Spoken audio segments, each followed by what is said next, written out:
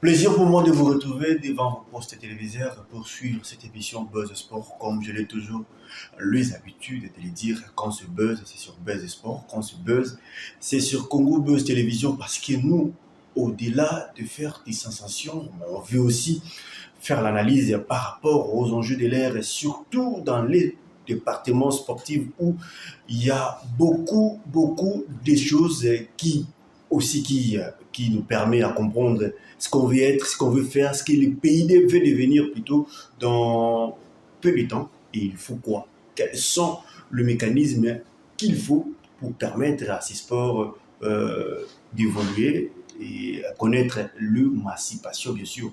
Sur ce, je vais parler aujourd'hui dans le sens clair, dans un terme très clair, et je serai plus lucide comme l'eau de la roche parce qu'on veut tout savoir et comprendre de quoi s'agit-il exactement. Prévu au mois de juin prochain, la quatrième édition du Jeu congolais. Quelles sont les modalités pour une bonne organisation? Comme le journaliste aime beaucoup trop poser la question de savoir si les six questions de référence, qui, quoi, où, quand, comment, et le pourquoi, de la dite organisation de cette Jeu congolais. Sur ce, je suis dans le bureau, il récit dans le bureau d'un des dignitaires, un grand mécène sportif et génitaire du centre de formation Djana, président de la tente profession de football de Kinshasa, Messi Alain Tsepou Kimbala, à qui je dis bonsoir et bienvenue. Bonsoir Caleb Boyaka et bonsoir aux téléspectateurs de Congo Buzz Télévision. Merci beaucoup, Président. La santé, ça va? Oui, la santé, je me porte bien, heureusement. Nous profitons de cette occasion pour vous féliciter parce que vous venez d'être réélu à la tête de ce comité exécutif du championnat provincial de Kinshasa. Nous vous félicitons. Merci, merci Caleb. Effectivement, nous avons été réélus. Nous étions d'ailleurs les seuls candidats puisqu'il n'y avait qu'une liste et donc nous avons été réélus avec 33 voix sur 33. Donc on peut dire 100% des voix. Ok. Alors c'est avec le président Alain Tsepou Kimbala que nous allons parler des actualités sportives. Vous savez bien, le ministre des Sports, Maître Didier Boudimou, avait organisé l'atelier national des sports. Question de parler sur les défauts, les difficultés, des problématiques des sports et de proposer des solutions. Alors cet atelier avait commencé, avait pris 4 jours et a fini hier, plutôt le 1er février que l'atelier avait pris fin. Dans l'atelier, on a parlé de l'impact du jeu congolais, on a parlé de l'état des lieux du sport dans chaque province parce qu'il y avait la présence des différents ministres provinciaux du sport et on a parlé de la mission aussi du comité olympique congolais, lui qui il y a une grande mission, mais qu'est-ce qu'on peut dire de sa mission, qu'est-ce qu'il a déjà réalisé, qu'est-ce qu'il a déjà fait. Nous allons essayer de parler avec le président Alain Tsepou Kimbala. Président, directement, je viens à vous après beaucoup de temps. Bon, on va d'abord peut-être parler de notre thématique du jour. J'aimerais d'abord commencer par le PEFKIN. Commencer par le PEFKIN. Aujourd'hui, le championnat de l'EPFKIN se joue, se déroule, mais sans l'appui du gouvernement provincial. Oui, et effectivement, c'est une vieille histoire. On en parle chaque année, Caleb. On parle chaque année du fait que le championnat de PEFKIN, donc en tant que provincial de football de Kinshasa, se déroule sans l'implication, effectivement, et sans l'appui du gouvernement provincial. Je dirais que je suis à ma 5e année à la tête du championnat de PEFKIN, à la 5e saison. Et je dirais que ce n'est pas une surprise pour moi, dans le sens où dès le début, nous avions essayé d'impliquer le gouverneur de la ville de Kinshasa, le gouvernement provincial, dès le début, c'est-à-dire depuis l'année 2020. Nous sommes employés chaque année à essayer d'obtenir un accompagnement du gouvernement provincial qui, justement, est là pour ça. Malheureusement, ce n'est pas possible. Jusque-là, il n'y a rien. Le gouvernement provincial n'intervient en rien dans ce championnat provincial. De la même manière qu'il n'intervient en rien, il faut le dire, je crois, dans le développement du sport, des sports dans la ville-province de Kinshasa. Je veux dire, je n'ai pas encore vu l'hôtel de ville aménager une aire de jeu, un terrain de foot, de basket ou de volleyball.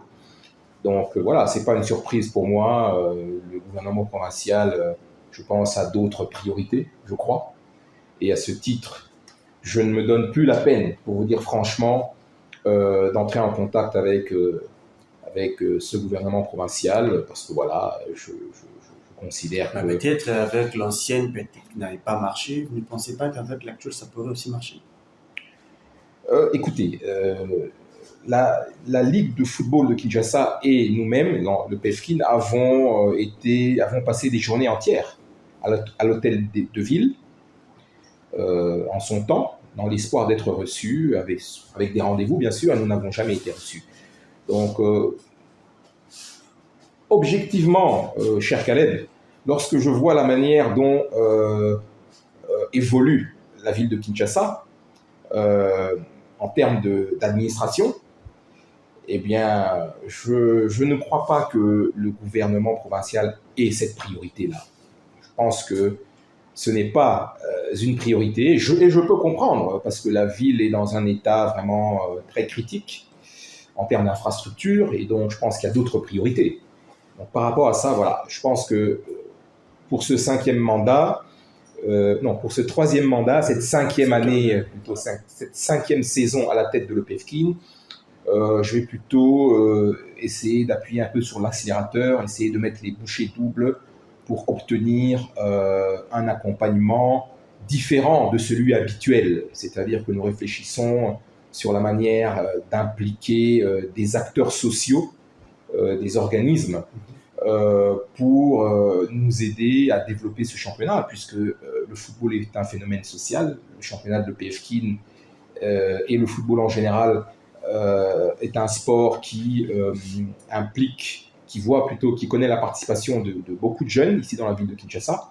Donc nous essayons de réfléchir, mon comité et moi, pour voir dans quelle mesure on peut présenter des projets à des acteurs du développement social, des organismes, des institutions internationales même, qui sont là et qui, dans le cadre de leur projet d'appui à la population, pourraient peut-être nous accompagner dans ce sens-là.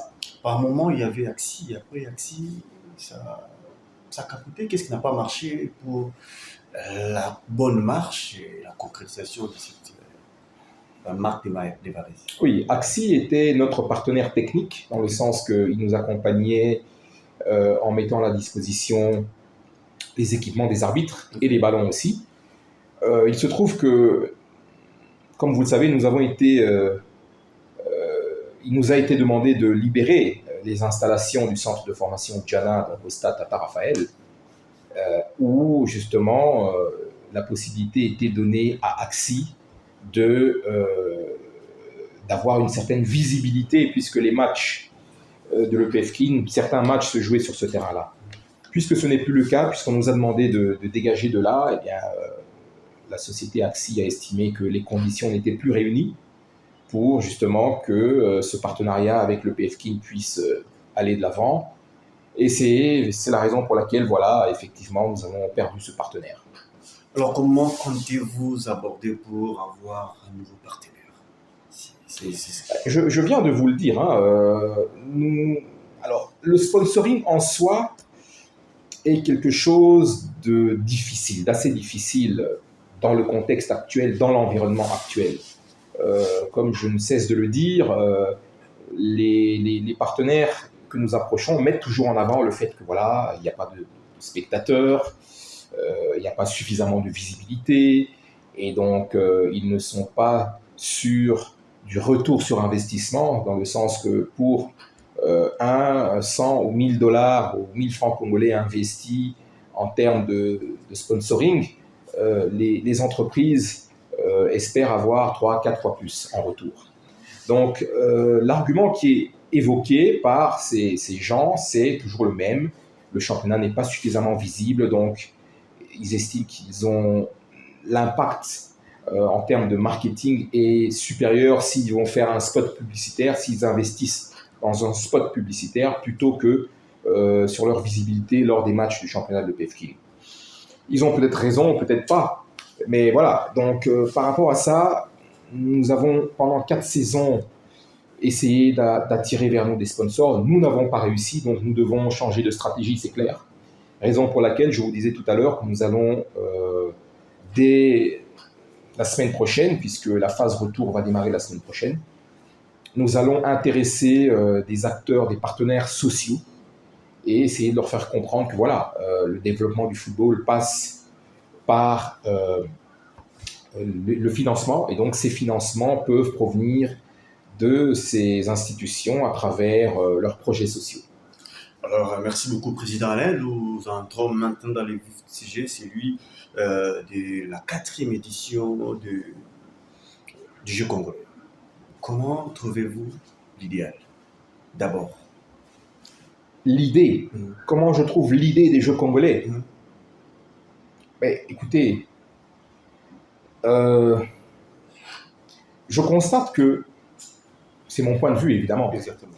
Je constate que nous n'avons pas encore compris dans notre pays, nous n'avons pas encore la capacité de discerner, nous n'avons pas encore la capacité de déterminer quelles sont les priorités. Donc, et c'est ça qui nous emmène à faire des choses qui, en réalité, à mon sens, n'ont aucun impact sur le sport. Donc, je disais que j'ai l'impression que nous n'avons pas la capacité à nous projeter dans l'avenir et de ce fait à fixer, à déterminer les priorités dans nos actions.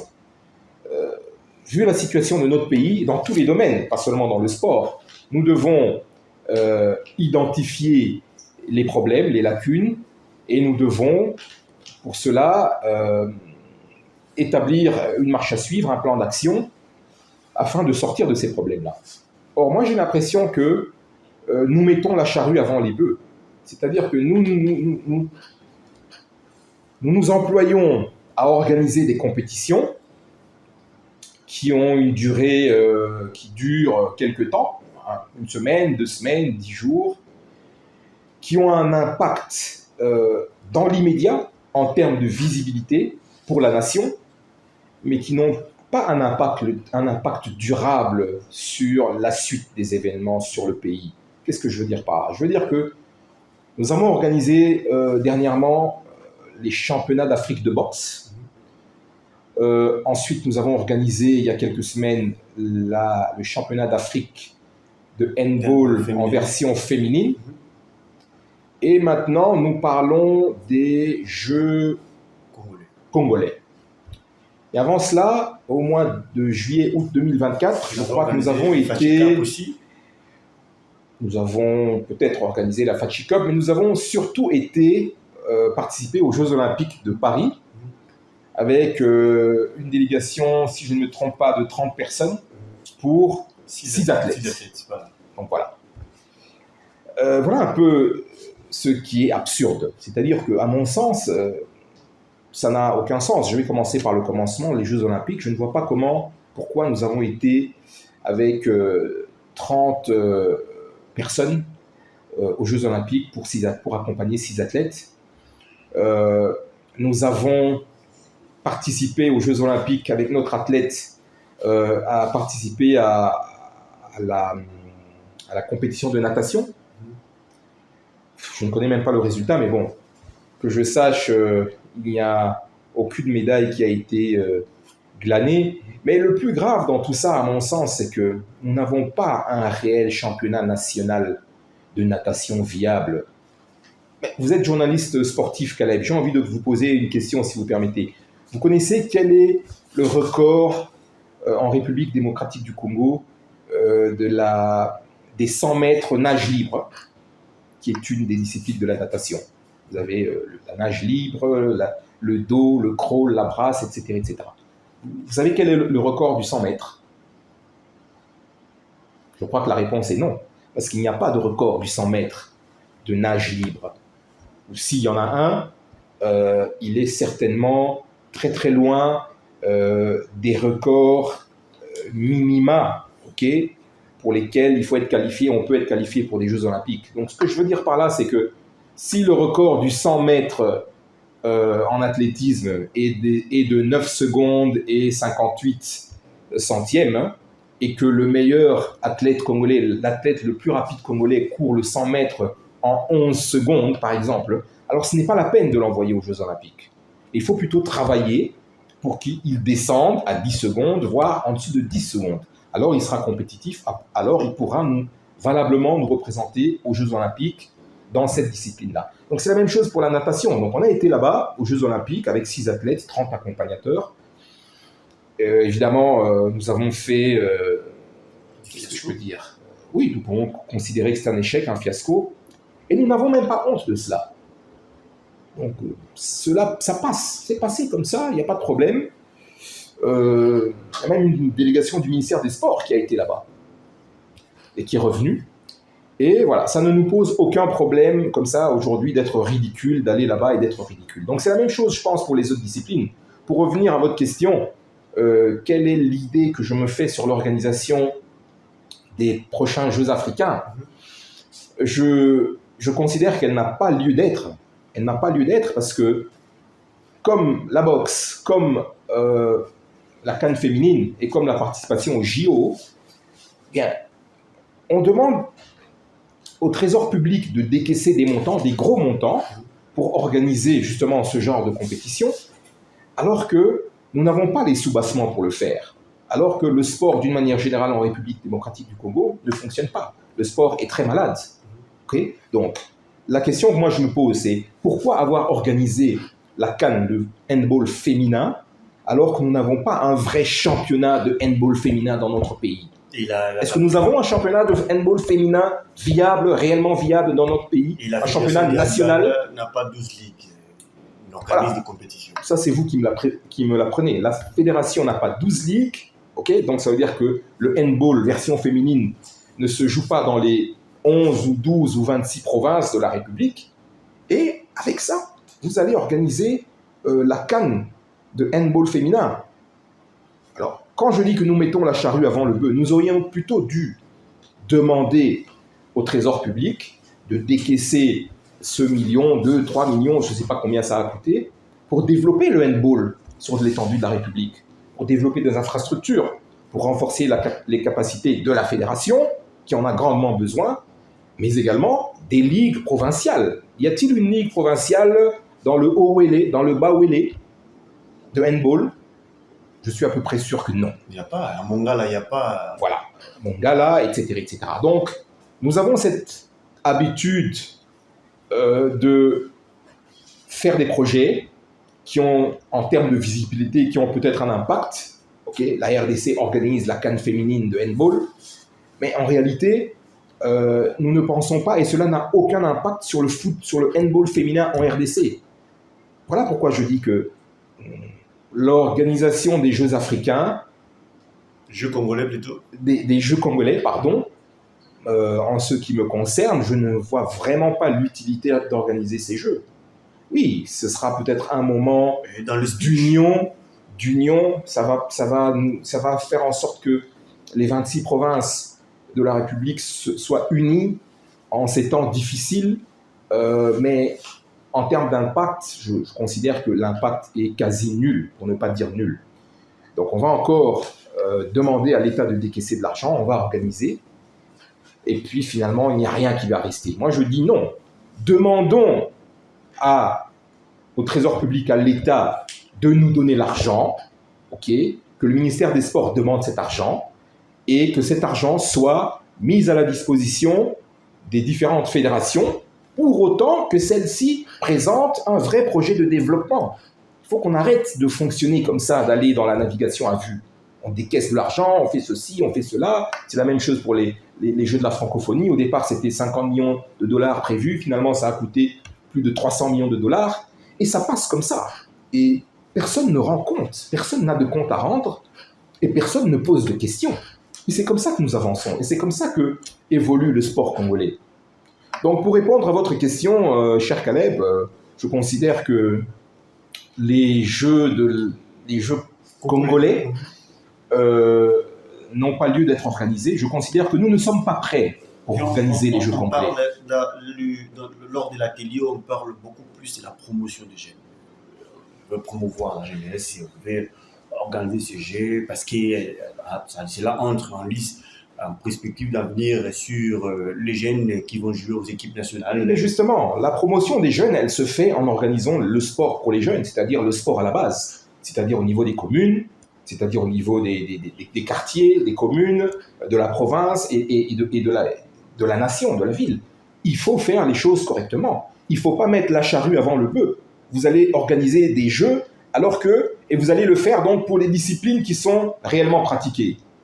Or, c'est l'occasion peut-être, avec le même budget, de développer des disciplines qui ne sont pas encore suffisamment pratiquées dans notre pays. Donc voilà, il faut, je pense, avoir plus de bon sens. Il faut avoir l'honnêteté de se dire que nous avons beaucoup de choses à faire, nous avons un grand travail à faire pour développer le sport dans ce pays. Et donc, je crois que si nous voulons obtenir, si l'État veut affecter un budget pour le sport, il y a lieu de l'affecter au développement du sport plutôt qu'à l'organisation des compétitions internationales qui nous permettent de rayonner pendant quelques jours et puis on oublie. Ne pensez-vous pas que le fait qu'il y a eu la présence de différents ministres provinciaux du sport et que les concernés qui gèrent les ligues provinciaux, aussi les championnats provinciaux, n'ont pas été invités lors de ces assises? Peut-être ça pourrait être aussi à la base d'une familiarisation pour essayer de décanter la situation de chaque jour sur la promotion ou le sponsoring des championnats provinciaux. Ne pensez-vous pas que l'idée serait peut-être la bonne si vous étiez associé ou le comité exécutif était associé dans cet atelier pour essayer d'expliquer aussi leurs désirata? Écoutez, moi personnellement, je n'ai pas été associé à cet atelier, mais ce n'est pas grave. Vous avez parlé des représentants provinciaux, des ministres provinciaux des sports. Mais je crois que les ministres provinciaux des sports sont les personnes les mieux indiquées, surtout en province, pour manifester justement leurs besoins au ministre des Sports. Je crois que c'est une occasion, j'espère que ça a été une occasion pour les ministres des Sports provinciaux de parler non seulement de l'organisation des prochains Jeux congolais, mais surtout du manque d'infrastructures dans les provinces, mais aussi de l'inexistence de la plupart des ligues provinciales, pour la plupart des disciplines sportives, presque toutes. Figurez-vous que le football, qui est le sport roi, on va dire, dans notre pays, n'a que 11 ligues provinciales, alors que nous avons aujourd'hui 26 provinces. Donc, c'est pour dire qu'il n'y a peut-être pas l'intérêt, ou pas encore l'intérêt, pour ces différentes provinces, ou peut-être que celles-ci n'ont pas les moyens à créer des ligues provinciales.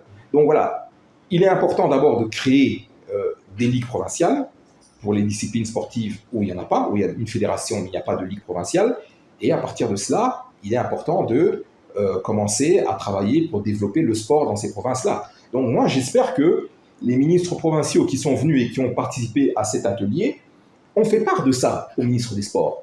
Et non pas seulement parler de la représentation de leur province au prochain Jeux congolais. Parce que si c'est le cas, alors c'est vraiment dommage. On a perdu encore une fois une occasion de bien faire les choses. Parlons un peu de la modalité, bien que vous êtes contre cette organisation du Jeu congolais.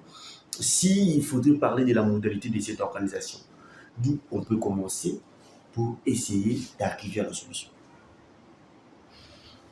Écoutez, la modalité d'organisation, je ne la connais pas, mais je suppose qu'il faut d'abord déterminer les tranches d'âge qui sont concernées par cette compétition. Ce sont des compétitions juniors, seniors, pour les moins de 15 ans, pour les moins de 13 ans, donc il faut déjà déterminer cela. Et à partir de ça, il faut évidemment demander aux différentes ligues des différentes disciplines sportives de pouvoir commencer une préparation des différentes sélections provinciales pour ces jeux-là. Donc je crois que c'est comme ça que ça doit se passer, de manière tout à fait logique. Vous avez des ligues provinciales, toutes disciplines confondues, vous avez des sélections provinciales, si ça se fait normalement, et c'est à partir de ces sélections provinciales-là, ou c'est peut-être à partir de ces sélections que pour les sports collectif, on va mettre à la disposition de l'organisateur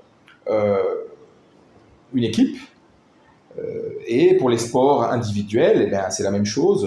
Les ligues provinciales vont mettre à la disposition de l'organisateur les différents champions, les différentes disciplines qui seront reprises, qui seront organisées lors de ces Jeux africains. Donc, je crois que c'est dans ce sens-là que les choses vont se faire. Mais encore une fois, voilà, il faudrait que les Jeux africains, les Jeux congolais, puissent être organisés avec des athlètes qui sont réellement compétitifs. Et pour cela, il faut des athlètes qui viennent de toutes les provinces. Et pour cela, il faut surtout que dans ces provinces-là, les différentes disciplines sportives organisées soient réellement viables. Ça veut dire qu'il faut qu'il y ait dans le Haut-Lomami, il faut qu'il y ait un championnat de volleyball. Si on veut que la sélection de volleyball du Haut-Lomami soit compétitive et si on veut avoir des jeux congolais de qualité. Ok, là on parle dans notre deuxième thématique, toujours dans le même logique. Qui, quoi, où, quand, pourquoi et comment pour la réussite de ces Jeux congolais. Vous savez, le Premier ministre et le président lui-même s'est investi pour l'occasion de ces Jeux congolais. Alors, qu'est-ce qu'il faut faire exactement pour une bonne organisation et surtout pour la réussite? Vous venez de parler des tranches d'âge. Vous venez de faire allusion à la modalité, bien que vous fustigez l'organisation.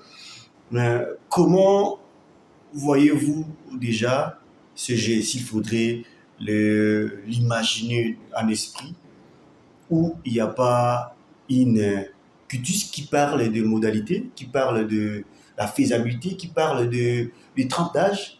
Comment voyez-vous déjà, pendant que c'est prévu au mois de juin?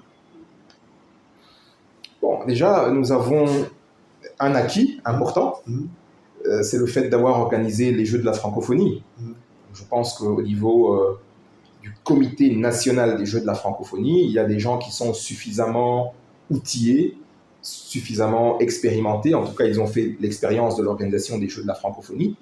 Donc, ils sont suffisamment capables, je crois, d'aider les organisateurs de ces Jeux de la francophonie. Donc, je pense qu'il faut, dans un premier temps, se tourner vers ces gens-là, essayer de comprendre, de voir en quelle mesure leur expertise peut être mise à contribution si vraiment il faut organiser ces Jeux congolais pour une réussite de ces Jeux.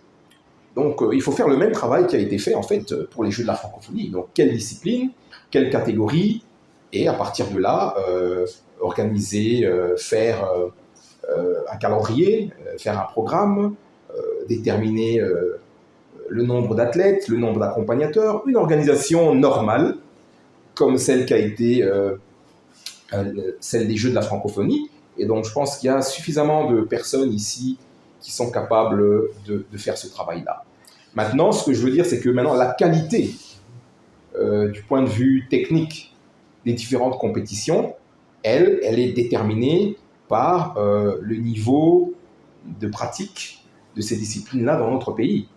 On a parlé du haut wélé, du bas wélé, ok.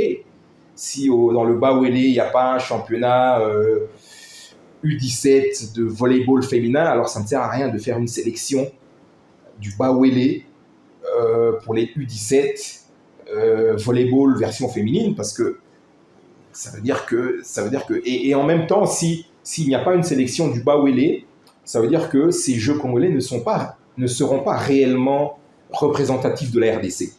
Si on veut des Jeux vraiment congolais, il faut que pour toutes les disciplines qui seront organisées, toutes les provinces, les 26 provinces ou les 11, je ne sais pas, puissent mettre à la disposition des sélections provinciales pour ces Jeux-là. En tout cas, c'est comme ça que moi, je vois la chose. Son impact? L'impact du CG, il aura un impact dans le sens que c'est une organisation interne. C'est quelque chose qui, normalement, va nous rapprocher, nous, Congolais. C'est une organisation qui va créer cette homogénéité qui va renforcer les liens entre la province de Kinshasa et la province du Maniema, et ainsi de suite. Parce que voilà, il y aura des athlètes, il y aura des spectateurs, ce sera une fête si c'est bien organisé. Et c'est déjà bon. Mais du point de vue sportif, j'ai dit, et je répète ce que je disais au début, je pense qu'il est plus intelligent, passez-moi l'expression, de prendre ce budget qui doit normalement être affecté pour les Jeux et de mettre ce budget à la disposition du développement des infrastructures sportives ou à la disposition des fédérations qui sont réellement viables pour le renforcement de leurs capacités ou à la création des ligues provinciales, des disciplines qui sont très peu pratiquées sur toute l'étendue du territoire national. Voilà, à mon sens, quel est le vrai impact. L'impact, le vrai impact, c'est pour les décideurs de dire non. Ok, mettons un peu en veilleuse l'organisation des Jeux africains, prenons ces centaines de milliers ou ces millions de dollars et affectons-les à l'aménagement d'infrastructures sportives à Lissala ou à Bumba ou à Mbandaka. Ce serait pas mal, je crois. Et est-ce qu'on peut parler de l'état des lieux? Est-ce qu'après, avant qu'il y ait cela, ou l'atelier, est-ce que les ministres provinciaux du sport ont fait l'état des lieux des différentes infrastructures sportives dans les 26 provinces de la RDC? Donc Kinshasa d'ailleurs même est frappé de problèmes sérieux des infrastructures sportives, et s'il faudrait organiser ces Jeux congolais sans infrastructures sportives, parce qu'il y aura des rollers, des voleurs, tennis, foot, MMA, toutes la boxe et tout qu'on sort ne seront pas épargnés. Comment on va vivre et faire avec sans infrastructures sportives? Bon, justement, donc l'état des lieux des infrastructures, je pense qu'il a déjà été fait lors des états généraux qui ont eu lieu il y a quelques années, je crois en 2022 ou en 2022 à Angola Lodge. Exactement. Donc c'est un travail qui a déjà été fait. Je pense que l'état des lieux des infrastructures au niveau national, il est connu, même si il y a eu pour la ville-province de Kinshasa un développement partiel des infrastructures grâce à l'organisation des Jeux de la francophonie. Donc voilà, je pense que c'est un problème qui demeure. Nous n'avons pas suffisamment d'infrastructures dans notre pays. Et donc, vous avez parlé de roller skate, donc le patin à roulettes. Oui. Oui, moi je ne sais pas. Je vois des jeunes gens faire du patin à roulettes ici à Kinshasa dans la rue. Mais je n'ai pas encore vu ce qu'on appelle un skate park, c'est-à-dire un endroit où les gens peuvent faire du patin à roulettes ou du skateboard, qui sont des disciplines qui sont des disciplines sœurs, on va dire. Donc, effectivement, c'est un problème. Et donc voilà, c'est-à-dire avant d'organiser, donc je vais me répéter, vous allez me forcer à me répéter, avant d'organiser les Jeux congolais, il faut avoir les infrastructures qui permettront à ces Jeux congolais de se dérouler dans des bonnes conditions. Ça ne sert à rien de mettre la charrue avant les bœufs, comme je disais. Il faut faire les choses correctement, il faut développer les infrastructures sportives. Lorsque cela est fait, il faut développer les différentes disciplines sportives à travers le renforcement des capacités des fédérations, à travers le développement des différentes disciplines sportives. Et pour ça, il faut s'appuyer sur les écoles, il faut s'appuyer sur les écoles catholiques, qui de manière générale sont des écoles qui ont des infrastructures sportives. Donc c'est là qu'il faut aller développer, organiser des championnats scolaires, interscolaires, parce que voilà, dans les écoles catholiques, vous avez des terrains de football, de basketball, de volleyball, etc. etc. Donc voilà ce qu'il faut faire en réalité. C'est par là qu'il faut commencer, je crois, si on veut parler de développement du sport. Et par après, alors, on pourra, lorsque nous serons suffisamment aguerris, outillés, lorsque nous serons devenus une puissance sur le plan sportif, alors nous pourrons demander l'organisation de la CAN, de football, de handball, etc., etc. Pour en terminer, il nous reste 2 questions. Quelle doit être la mission du comité olympique congolais? La mission doit être quoi? La mission principale. Mais Mais la mission du comité olympique, elle est clairement définie dans les statuts. Quelle doit être la mission principale du comité olympique? Je crois que la mission du comité olympique, elle est clairement définie dans les statuts du comité olympique. Donc,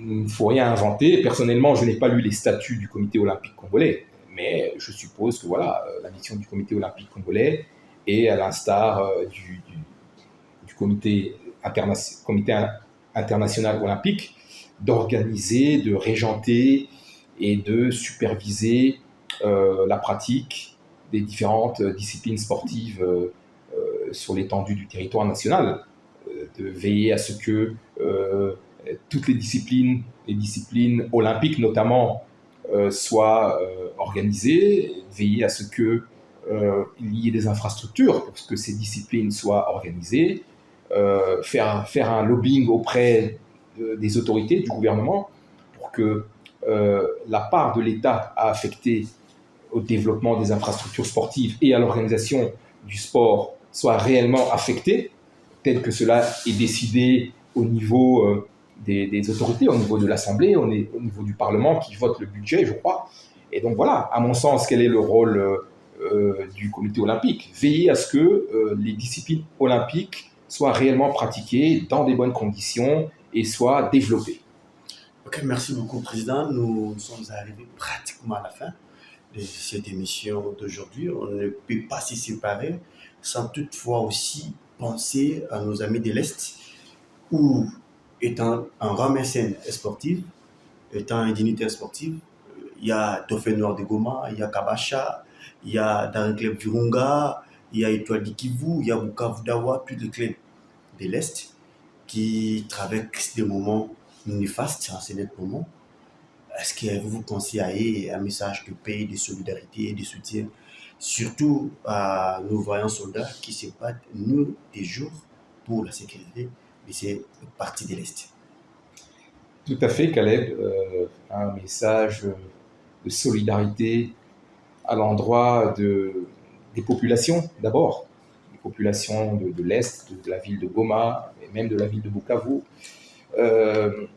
Vous avez cité plusieurs clubs de football qui évoluent là-bas. Évidemment, je pense que dans ces conditions, il est difficile que le football se pratique, et je dirais même que le football devient tout à fait secondaire.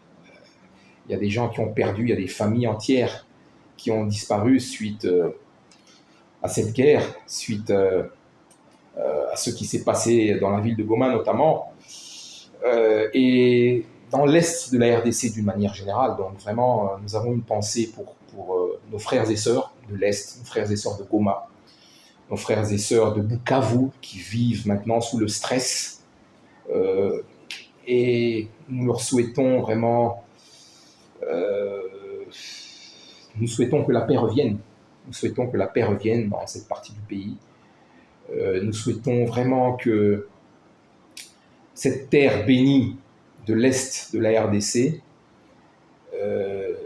cesse d'être finalement une malédiction pour ces populations-là, mais que finalement elles deviennent une terre bénie qui puisse concourir à leur épanouissement, qui puisse concourir à leur développement, et qui puisse concourir, pourquoi pas, à leur richesse, parce que voilà, Dieu leur a donné ce qu'il leur a donné. C'est parce que Dieu a voulu, ce faisant, qu'ils soient riches. Or, ce n'est pas le cas aujourd'hui. Aujourd'hui, ce sont des populations qui sont martyrisées. Donc, nous avons vraiment une pensée pour eux. Nous sommes de tout cœur avec eux, avec ceux qui ont péri, avec les familles de ceux qui ont péri, ceux qui sont blessés, parfois de manière irréparable. Nous pensons à eux dans nos prières, et nous demandons à nos vaillantes forces armées, à qui nous rendons hommage aussi, de se relever. Une bataille perdue n'est pas une guerre perdue. Donc voilà, nous demandons à nos autorités de tout mettre en œuvre pour que nos forces armées soient réellement mises dans les conditions de pouvoir se battre. Et ça, c'est la responsabilité de l'État. Donc nous lançons un appel à cet État pour faire en sorte que voilà, les forces armées congolaises soient en capacité de faire leur travail et pour qu'ils ne soient pas morts en vain, en fait. Voilà un peu le message que je peux passer à nos frères de l'Est et à nos vaillantes forces armées que je salue en passant. Merci beaucoup, Président, de nous avoir donné cette opportunité, celui de réaliser cette émission. Et un grand merci à vous qui nous ont suivis de partout où vous étiez. Plaisir pour moi de vous remercier. Avant de clôturer, je voudrais bien dire et placer un message au ministre des Sports, au ministre national, Maître Didier Boudimbo. Si les championnats nationaux sont sponsorisés par le ministère national, alors pourquoi pas les championnats provinciaux doivent être sponsorisés par le gouvernement provincial où il y a les ministres provinciaux des sports. C'est un sujet tabou, parler de ça ici à Kinshasa. D'ailleurs, on ne sait même pas depuis des années s'il existe un ministre provincial des sports. Depuis l'époque de Jean-Tiningo Bilambaka comme gouverneur, et encore plutôt André Kimbuta Yango, de venir encore avec Daniel Bumba, on ne sait pas si vraiment Kinshasa a un ministre provincial des sports. On a assisté à l'atelier est pour le développement du football national. Et les ministres provinciaux étaient invités pour faire l'état des lieux. Alors, qu'en est-il du football de Kinshasa, où le ministre provincial des sports n'existe presque pas? Aucune effort réhabilité, même un espace qui va permettre aux jeunes d'exploiter leurs talents. Nous vivons dans quel état, dans quelle ville où les jeunes sont devenus aujourd'hui une marche-pied pour les dirigeants politiques qui viennent des fois avec des t-shirts, des polos, les remettre et après qu'ils partent sans pourtant penser à eux. Aujourd'hui, on a des phénomènes bombés, on a des phénomènes Kuluna, mais ces jeunes-là qui sont censés être encadrés, apparemment, le gouvernement provincial de la ville de Kinshasa ne prête pas l'œil en sauvant ces footballs, en sauvant ces jeunes qui semblent être délaissés. Nous proposons et nous demandons et nous plaidons à ces jeunes que le ministre national, Maître Didier Boudimbo, d'essayer de voir avec le ministre provincial aussi des sports de Kinshasa pour essayer de sauver le meuble. On a assisté les ministres au Congo central. Il y a le ministre provincial, le gouverneur de la ville du Congo central mettre des moyens pour le championnat provincial. Si le Congo central le fait, et pourquoi pas Kinshasa. Merci à vous. Restez branchés sur Congo Best Télévision. Vous ne serez jamais d'ici. Quant à moi, je vous dis au revoir.